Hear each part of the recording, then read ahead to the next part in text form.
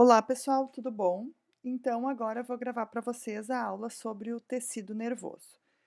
Nós já estudamos na histologia, então, hã, os outros 3 tipos de tecido, né, o tecido epitelial, tecido conjuntivo, que tinha vários tipos dentro dele, né, incluindo o sangue, incluindo o tecido cartilaginoso, o tecido ósseo.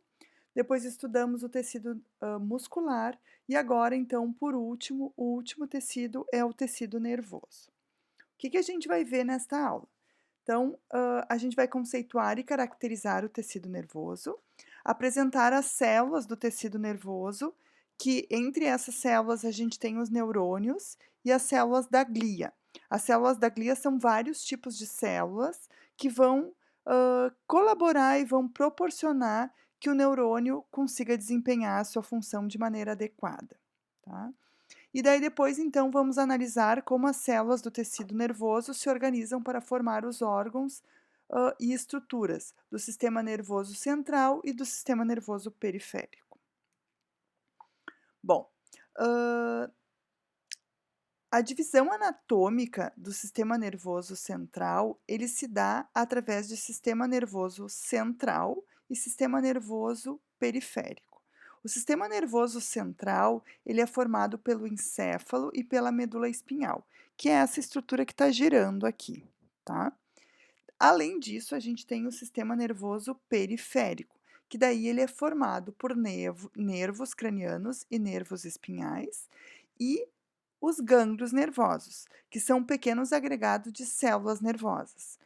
Essa parte dos nervos, ele é o prolongamento dos neurônios. Qual é a importância desse sistema nervoso? É através desse sistema que nós mantemos relação com o meio, tais como a temperatura, a gente percebe a temperatura, a luminosidade, a gente tem a dor, expressão, som, locomoção, né.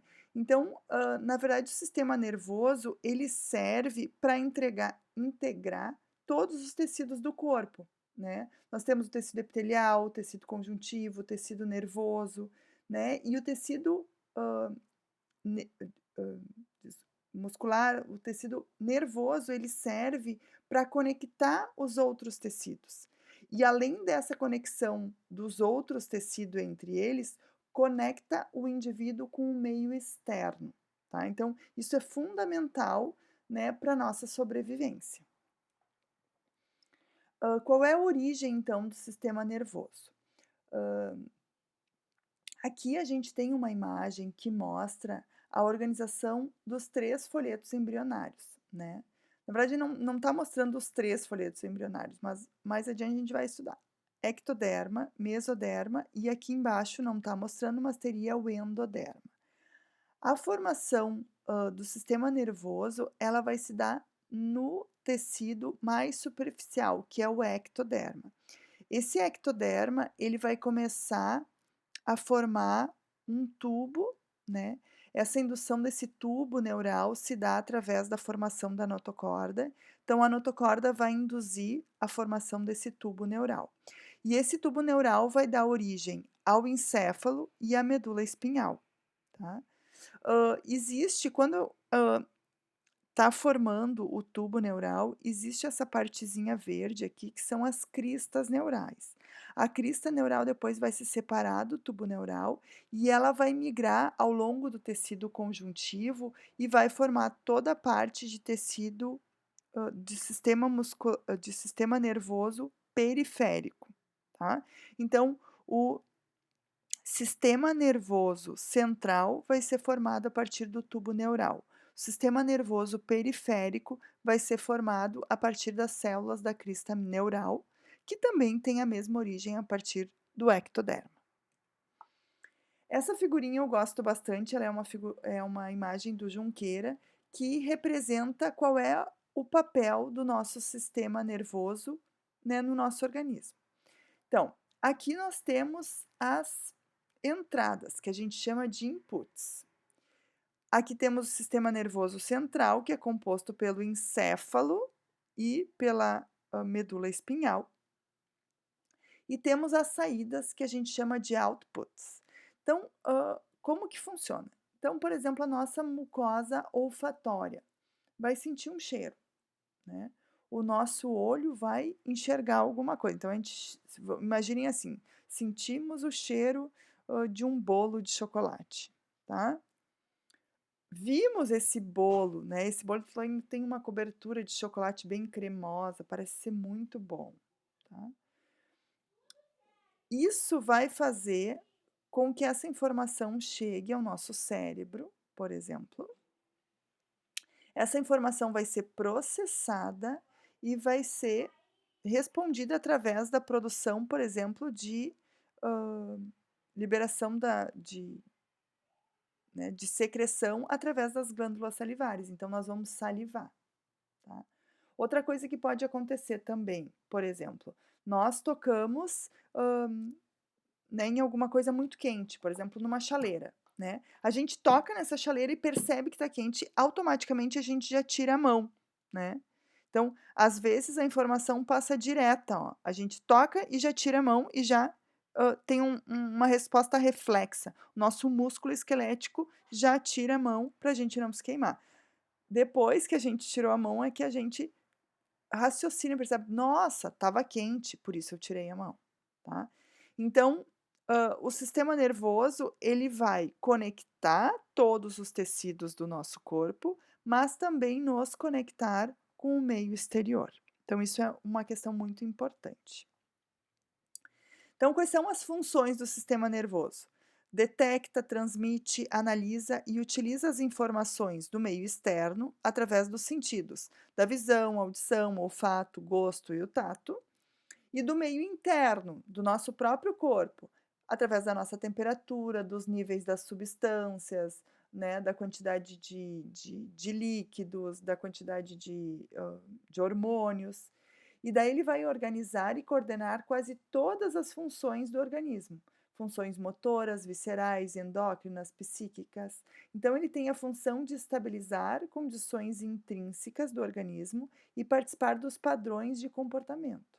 Tá? E junto com tudo isso, ele também está envolvido na nossa formação da nossa memória. Essa figurinha é uma figura clássica, que faz um resumo do tecido nervoso, né. Se tem uma imagem que a gente pode considerar a imagem principal do sistema, talvez seja essa, né. Nos outros tecidos eu muitas vezes nas outras aulas eu sempre apresentei: "Ah, essa aqui é a imagem característica, se a gente souber interpretar bem essa imagem, a gente tira várias informações dela".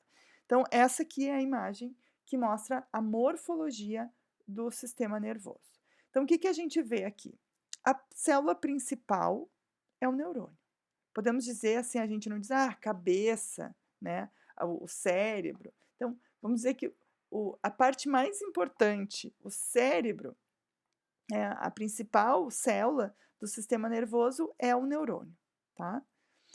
O neurônio é o que faz a transmissão dos impulsos elétricos, né, tudo acontece em função dele. Além do neurônio, nós temos outras células no sistema nervoso, não é só neurônio. As outras células são as células da glia, tá? Todas as outras células da glia. Daí existem alguns tipos de célula da glia, que eu vou resumir aqui para vocês. Esse aqui, ó, é o astrócito. Qual é a função do astrócito? Ele tem os pés vasculares. Observem que ele se enrola num vaso sanguíneo. Então, é ele que vai formar nossa barreira hematoencefálica. É ele que vai selecionar o que vai entrar para o nosso sistema nervoso central e o que vai ficar fora dele. Então, ele vai selecionar o que é importante entrar ou não. Ele também se gruda em outras células, tendo um papel todo de sustentação do sistema nervoso e de manutenção da estabilidade, desse sistema nervoso. Outra célula muito importante é o oligodendrócito, que é esse aqui, ó. Aqui de novo o oligodendrócito. O oligodendrócito ele vai produzir a bainha de mielina. Ela é uma substância lipídica que vai se envolver, na verdade é uma célula que vai se enrolar no prolongamento dos neurônios e ele vai isolar, então ele vai favorecer que os impulsos, elétricos que vão acontecer ali dentro do neurônio se propaguem de maneira isolada. Existe também a célula de Schwann, que tem a mesma função do oligodendrócito, só que a célula de Schwann está presente no sistema nervoso periférico e o oligodendrócito no sistema nervoso central. Temos também as células da micróglia, que são as menores células, ou microglia, são as menores células do sistema nervoso central e elas são os macrófagos, né? Lembram que eu já comentei com vocês que dependendo do tecido onde o macrófago está alojado, ele muda de nome, né? Então, por exemplo, se está no sangue, é monócito. Se está no fígado, é células de Kupfer. Se está na pele, é células de Langerhans. Se está no sistema nervoso central, é células da micróglia ou microglia.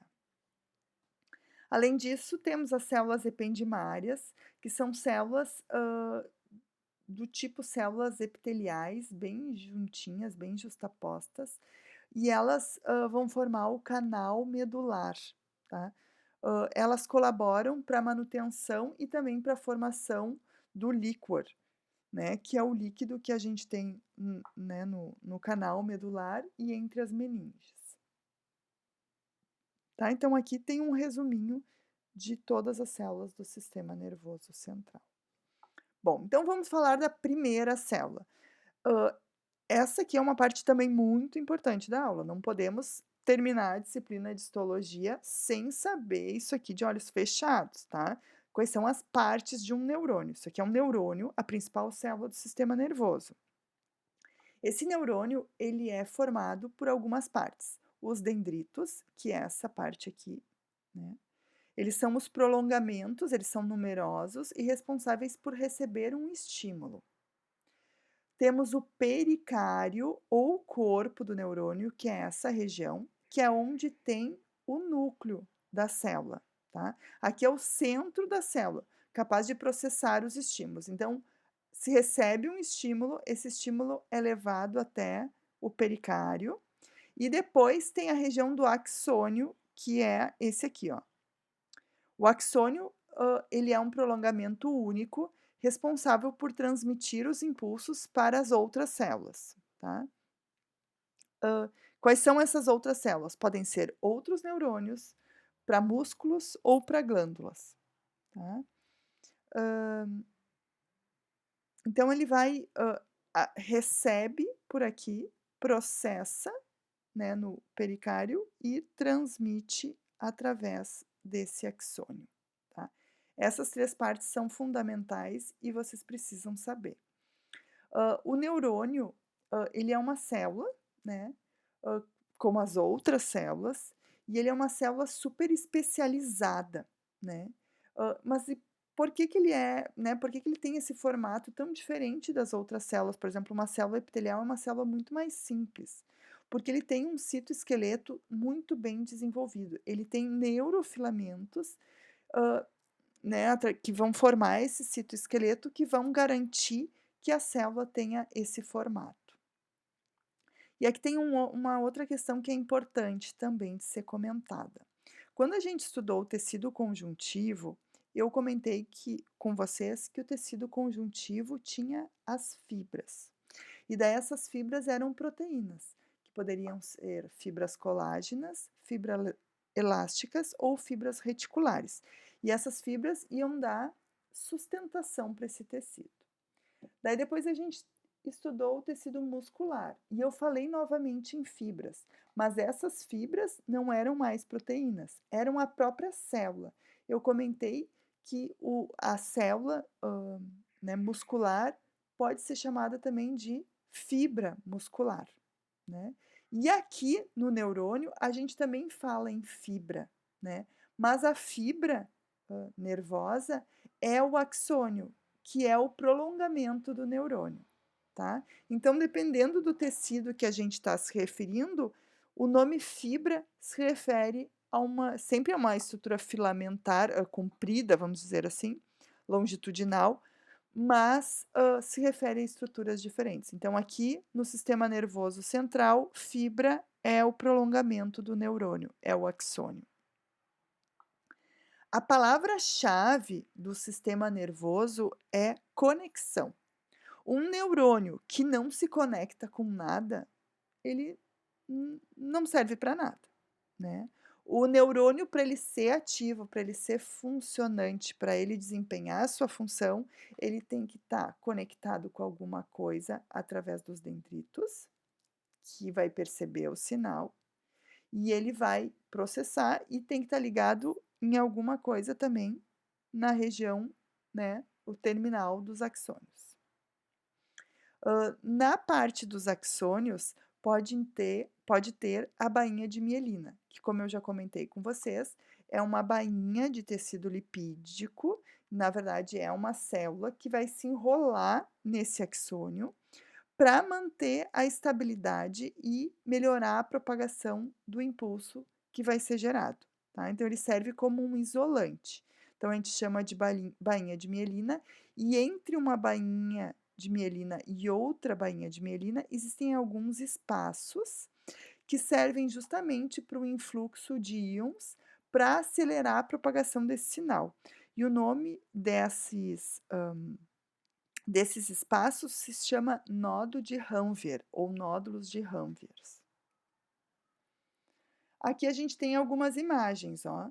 Isso aqui é um neurônio, né, a gente consegue visualizar o corpo do neurônio bem, e os prolongamentos a gente vê mais ou menos. Daí a gente precisa ter um tipo de coloração especial para conseguir ver o prolongamento dos neurônios, né. Então aqui a gente tem os dendritos, o corpo do neurônio, né, e aqui o prolongamento do neurônio. O prolongamento do neurônio pode ser muito longo, dependendo do tipo de neurônio que ele for. Os corpos de Nissl. O que são os corpos de Nissl? Os corpos de Nissl são estruturas que foram nomeadas por Nissl. O Nissl era um pesquisador que desenvolveu um tipo de coloração que conseguia evidenciar esse monte de bolinhas dentro do pericárdio, que ele chamou de corpos de Nissl. Esses corpos de Nissl são os retículos endoplasmáticos rugosos, né, que os neurônios têm uma grande quantidade dessas,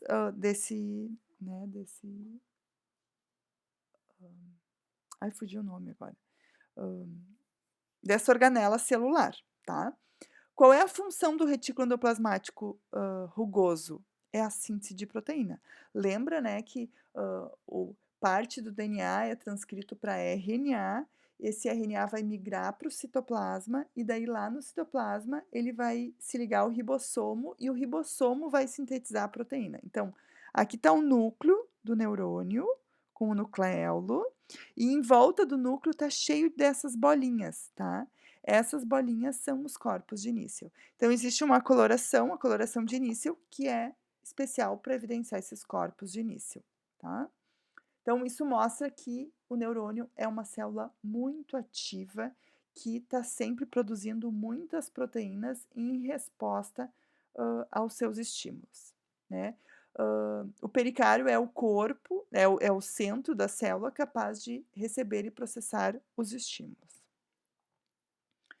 Aqui os dendritos, né, então os dendritos é os prolongamentos numerosos responsáveis por receber esses estímulos e aumentar consideravelmente a superfície celular. Então, normalmente existem vários dendritos, a informação chega através do dendritos, vai para o corpo ou pericárdio para ser processado e depois essa informação vai seguir através do axônio. Então, a gente visualiza aqui o corpo e aqui os prolongamentos. A gente não Pela coloração, a gente não consegue distinguir o que que é dendrito e o que que é axônio, tá. Geralmente a gente diz que aquele mais largo, aquele maior, é o axônio. O axônio, ele é o prolongamento único responsável por transmitir o impulso para outras células, né, e essas outras células, então, poderiam ser células nervosas, musculares ou glandulares, tá. Esse, fluxo, esse neurônio, existe um fluxo que vai correr no sentido anterógrado, que seria esse sentido do axônio, então do pericárdio até, o fim do axônio, mas existe e esse fluxo é muito mais rápido, mas existe também um fluxo de comunicação, que é um fluxo retrógrado, mas esse fluxo ele é muito mais lento, tá. E, por exemplo, o vírus da raiva, ele acaba atingindo as partes do corpo, porque ele acaba utilizando esse fluxo retrógrado. Os neurônios com relação à classificação morfológica, eles podem ser bipolar. Então, o que quer dizer um neurônio bipolar? Quando ele tem o corpo e ele tem 2 saídas, tá? Uma do axônio e a outra do dendrito. Depois dessa única saída do dendrito, daí sim que esse dendrito vai se subdividir. Os neurônios bipolares são do sistema sensorial. Temos os neurônios multipolares, que a maioria deles, e quando a gente representa um neurônio, normalmente a gente representa um neurônio multipolar, que ele é um neurônio que tem vários dendritos, várias saídas para dendritos e uma saída para o axônio. As células piramidais do cérebro são desse tipo, e as células de Purkinje do cerebelo também são neurônios multipolares. E existe também o pseudo unipolar, tá? Aqui está escrito errado, ó, pseudo-multipolar. Não, o nome correto é pseudo-unipolar, tá? Que a gente olha e pensa que ele só tem uma saída, ele tem só uma saída, mas, ele tem para um lado vai para dendritos, para o outro lado vai para o axônio. Geralmente os gânglios sensitivos dos nervos, cranianos e espinhais são desse tipo pseudo-unipolar. Aqui tem mais algumas imagens, né, mostrando o pseudo-unipolar, o neurônio bipolar e alguns neurônios multipolares, dando alguns exemplos, né, das células, piramidais do cérebro e das células de Purkinje lá do cerebelo. Esses neurônios, eles podem ser classificados também quanto, a classificação funcional. Então eles podem ser neurônios sensitivos, que são aqueles que vão perceber, que vão sentir. Eles podem ser interneurônios, que são neurônios que fazem a comunicação de um neurônio com outro neurônio. E eles podem ser neurônios motores, que são aqueles neurônios que vão interagir diretamente com o músculo, gerando a resposta, tá. Então, por exemplo, assim, aqui a gente recebe um estímulo na perna, através né, de um neurônio, sensorial, né. Essa informação vai passar através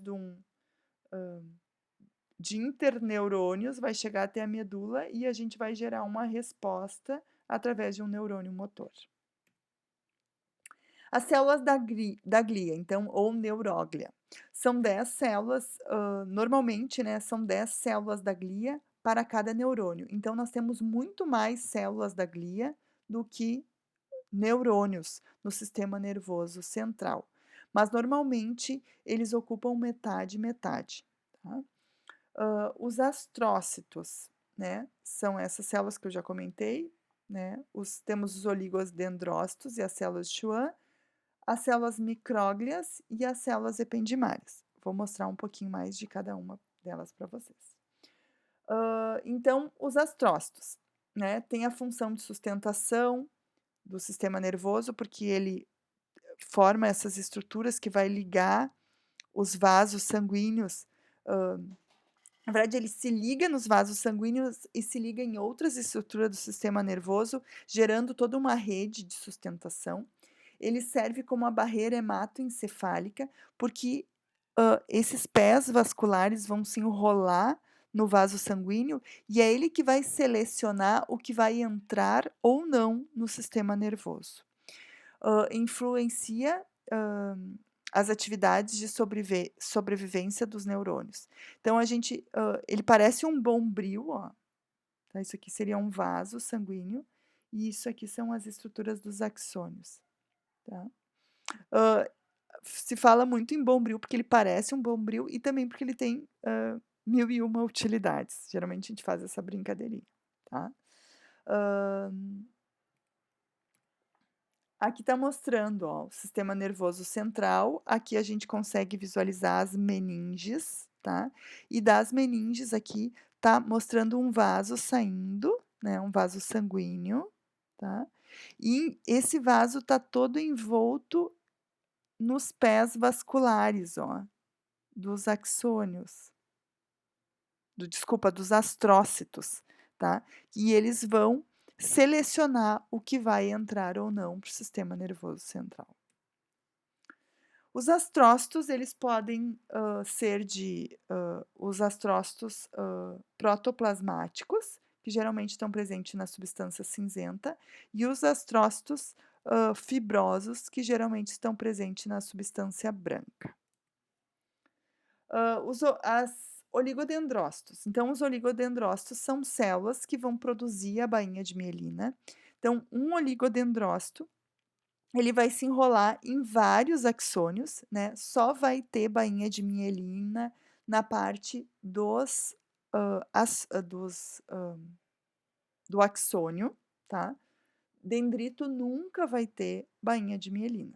Então, um astrócito vai se enrolar em várias partes de vários axônios, tá? Axônio é o prolongamento do neurônio. E ele vai isolar entre uma, né, entre uma bainha de mielina e outra bainha de mielina, existem os nódulos de Ranviers, que são regiões onde não tem esse isolamento, que são super importantes para o influxo de íons. As células de Schwann.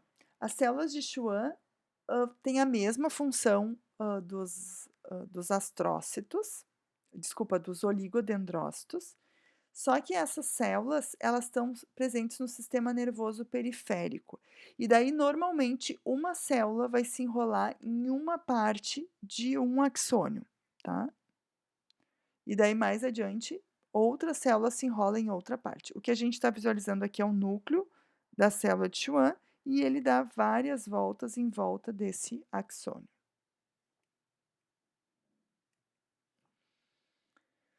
As células da micróglia, né, são as menores células do sistema nervoso central, pequenas, alongadas, com prolongamentos curtos e irregulares, fazem parte do sistema mononuclear fagocitário, então elas são os macrófagos do sistema nervoso central. Estão lá para fazer fagocitose, né, de qualquer estrutura que não deveria ter passado, restos celulares, ele está lá para isso.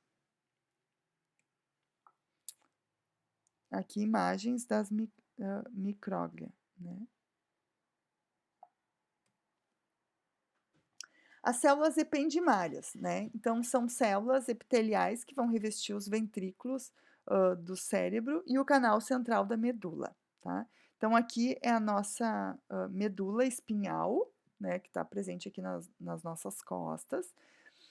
E lá no centro da medula espinhal, nós temos o canal medular. Revestindo esse canal medular, temos as células ependimárias. Dentro desse canal medular existe o líquor, né, que é um fluido que está presente nessa cavidade, está presente também nas meninges, e muitas vezes, quando a pessoa tem uma suspeita de meningite, se faz a coleta desse líquor, né, e se analisa no laboratório. Então, faz uma análise das células presentes, pode fazer um exame, uma cultura, um bacteriológico, para ver se tem presença de bactérias, se tem presença de fungos, e daí pode dar o diagnóstico se a pessoa está com uma meningite, né, bacteriana, fúngica, viral, tá? E aqui estão as células ependimárias. Mais algumas imagens, ó, aqui é o canal medular. No maior aumento, a gente consegue visualizar as células ependimárias, que são células justapostas. Se a gente olha, corado com HE, uma parte do sistema nervoso central, é bem difícil distinguir as células da glia, tá. A pessoa precisa ser bem treinada e, na verdade, para a gente ter certeza absoluta, precisa utilizar tipos de colorações específicas. Então eu não espero que vocês, olhando uma lâmina, saibam diferenciar e distinguir o que é uma microglia, o que é um astrócito e o que é um oligodendrócito. Realmente não tem como distinguir. A gente tem sim como distinguir o que é um neurônio do que são células da glia, tá? Então aqui é uma imagem, né, mostrando a organização do sistema nervoso central, que está mostrando então, né, o neurônio, que é a célula maior, com os seus dendritos, com o seu prolongamento, que é o seu axônio, né, com, os oligodendrócitos que estão enrolando nesse axônio, com os astrócitos que estão dando sustentação e sendo a barreira hematoencefálica, e com as células da micróglia que vão fazer a fagocitose do que for necessário. E aqui a gente está visualizando as células ependimárias que vão revestir o canal central da medula. Então, essa figura a gente pode resumir, né?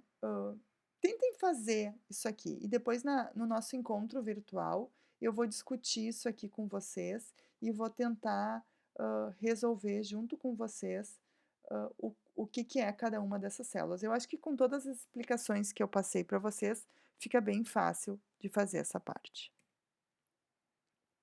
Bom, o sistema nervoso central, então, ele é constituído pelo cérebro, né, que é esse aqui, pelo cerebelo, que ele é um pequeno, ele é uma estrutura muito parecida com o cérebro, só que ele é menor, por isso que ele tem até esse nome, que está envolvido com o nosso equilíbrio, e a medula espinhal, né, que está, é o que passa, né, na nossa coluna e entre as nossas vértebras. Esse sistema nervoso central, ele tem uma organização com a substância cinzenta e a substância branca. Ora, substância cinzenta, porque adivinhem por que ele tem o nome de substância cinzenta? Porque ela é cinza, né?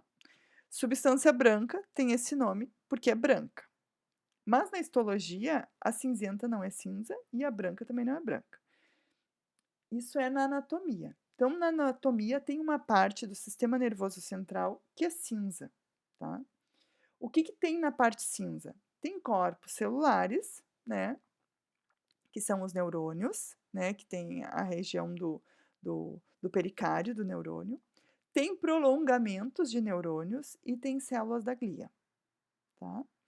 Na substância branca, não vai ter corpos de neurônios, só vai ter prolongamento de neurônio, que é o axônio.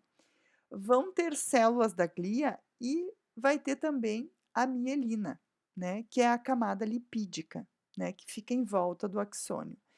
Então, o que vai conferir a característica branca é essa bainha de mielina. Então, onde tem bainha de mielina é substância branca. Onde não tem bainha de mielina é substância cinzenta. No nosso cérebro, que é essa imagem do cérebro, por fora é substância cinzenta, por dentro é substância branca. Então, na substância cinzenta vai ter corpos de neurônios, vai ter dendritos, prolongamentos de neurônios e células da glia. Até pode ter um pouquinho de axônio, mas o axônio que tiver na substância cinzenta, ele não vai ser mielinizado. A substância branca vai ter, então, prolongamentos de neurônios, vai ter células da glia, e esses prolongamentos de neurônios estão envolvidos pela bainha de mielina. No sistema nervoso central, na região do córtex, existe uma organização com 7 camadas. É difícil de visualizar essas camadas. Eu normalmente não peço para os alunos olharem essa lâmina do cérebro, porque ela é difícil para identificar essas camadas, tá? Mas aqui estão as camadas, tem uma camada molecular, uma camada granulosa, uma camada de células piramidais, camada granulosa interna, camada piramidal e uma camada multiforme. Isso aqui é com uma outra coloração, né, é um desenho do Di Fiore, mostrando essas camadas do cérebro. E aqui com outro tipo de coloração, né, o Luschol Fast Blue, que mostra essas camadas. E observem como elas são muito parecidas, ó, é difícil de distinguir. Então, normalmente, hã, eu só trago essas imagens para vocês saberem que existem essas 7 camadas, mas é bem a pessoa tem que ser muito treinada para conseguir distinguir essas camadas. O cerebelo, hã, já é uma lâmina bem mais fácil e muito bonita de ser visualizada. Ela é formada por 3 camadas, tá. Ela é formada por uma camada de substância, cinzenta, tá, e essa camada de substância cinzenta, é formada por 3 camadas. A camada molecular, a camada de células de Purkinje e a camada granulosa. E aqui internamente, a camada de substância branca. Ó, aqui a gente consegue visualizar. Então, a primeira camada é a camada molecular, depois as células de Purkinje e a camada granular. Tudo isso aqui é substância cinzenta. Aqui internamente a gente vê a substância branca, tá. Isso aqui é uma, coloração, né, por impregnação por prata. A impregnação por prata, ela é importante para a gente conseguir visualizar os prolongamentos dos neurônios, então ela é bem bonito para ver as células de Purkinje. E isso aqui não é uma foto, né, é um desenho do Di Fiore. Isso aqui é um zoom na substância cinzenta dessa imagem aqui, ó, é como se fosse aqui, ó, tá. Então ele mostra a camada molecular, a camada de células de Purkinje e a camada granular. Então aqui a gente consegue ver as células de Purkinje, que são neurônios, e esses neurônios eles têm bastante prolongamentos, vários dendritos, e aqui para baixo não está dando para visualizar, tem o axônio, tá? É difícil de visualizar o axônio aqui para baixo, mas ele existe. E aqui são as imagens, ó, então, é uma lâmina muito bonita, a do cerebelo. A camada, molecular, a camada de células de Purkinje e a camada granular e a substância branca. Aqui é um zoom, ó, camada molecular, células de Purkinje e camada granular. Agora sistema nervoso central, ainda a medula espinhal. A medula espinhal, ela é organizada também em substância branca e substância cinzenta, só que ela é ao contrário, a substância branca é por fora e a substância cinzenta é por dentro. E essa substância cinzenta forma tipo uma borboleta, ó, dentro da substância branca, então é super característica essa estrutura, tá. Então aqui a gente vê os corpos de neurônio, e aqui a gente não vê corpos de neurônio e vê os prolongamentos, porque é a substância branca, tá. Aqui, ó, então, substância cinzenta, e aqui a substância branca. Aqui é uma imagem do Di Fiore, então mostrando a substância cinzenta com os corpos de neurônio, ó, esses maiores, são os corpos de neurônio. As células da glia tem tanto na substância cinzenta quanto na substância branca, tá. E observem que na substância branca parece que tem um espaço maior, né, branco, que representa a bainha de mielina. E aqui no meio da substância cinzenta, né, no meio da borboleta, vamos dizer assim, ou do H medular, a gente consegue visualizar o canal medular com as células ependimárias, e dentro desse canal existe o líquor. Mais algumas imagens, então, da substância cinzenta e da substância branca.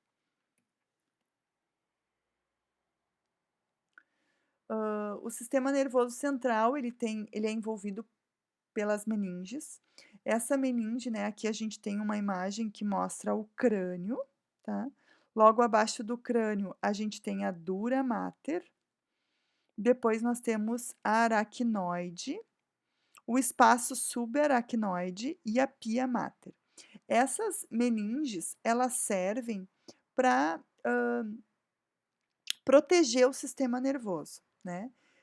Ele está protegido dentro da caixa craniana, né, e do canal, vertebral, e ele é envolvido dessas membranas de tecido conjuntivo que servem justamente para proteger o sistema nervoso central, tá.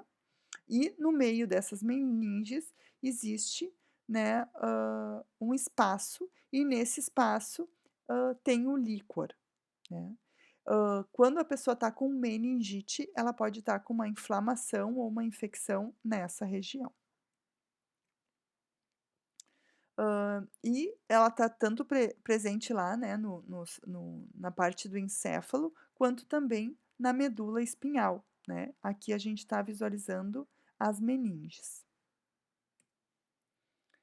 O plexo coroide é o local onde tem a produção do líquor, né. Essa região ela fica localizado, né, bem na região, do encéfalo, né, bem, próximo à coluna vertebral.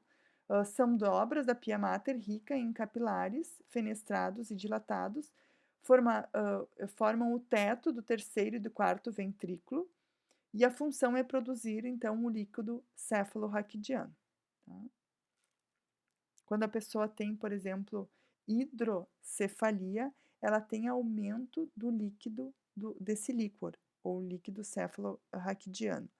Hã, Geralmente a hidrocefalia não é a causa de algum problema, geralmente a hidrocefalia vai acontecer em decorrência de um outro problema que levou ao excesso, de produção do líquido ou falta de drenagem desse líquido. Sistema nervoso periférico. Ele é formado por nervos e por gânglios, né. Aqui nós temos os nervos, que são os prolongamentos dos neurônios, que são os axônios, e os gânglios são os pontos de encontro de vários prolongamentos de neurônio, né, de um encontro de vários nervos. Então,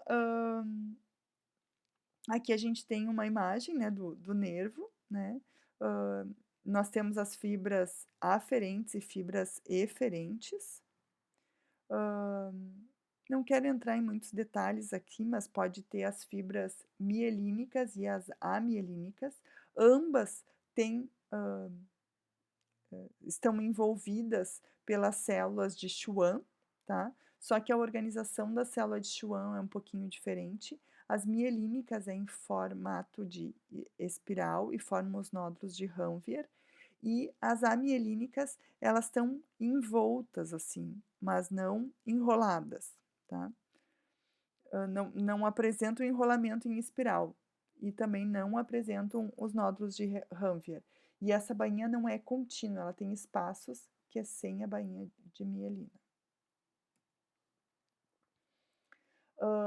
Esse nervo, né, ele pode normalmente os nervos, por exemplo, sensitivo, somático, são organizados na forma de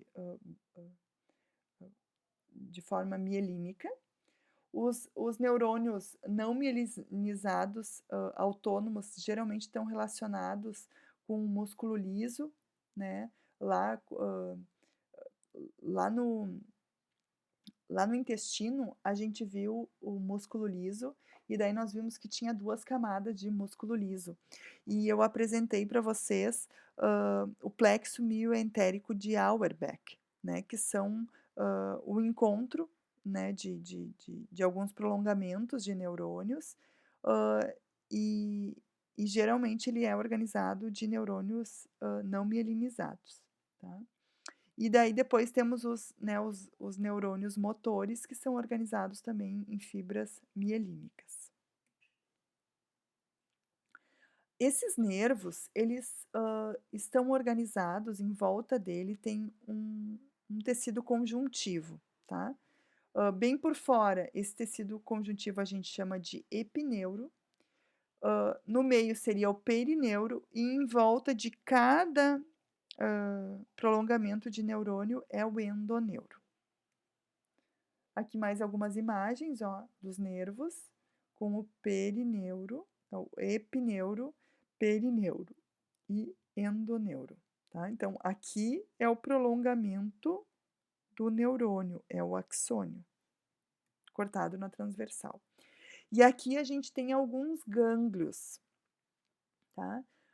Lembra que os gânglios são locais de encontro de várias células do sistema nervoso periférico. E daí aqui a gente vê o acúmulo de corpos de neurônios. Por exemplo, um exemplo de gânglios é isso que eu comentei com vocês, né? Que lá, por exemplo, no intestino, né, isso aqui seria um corte do intestino, aqui é a luz do intestino, tecido epitelial, depois tecido conjuntivo, depois tem tecido muscular.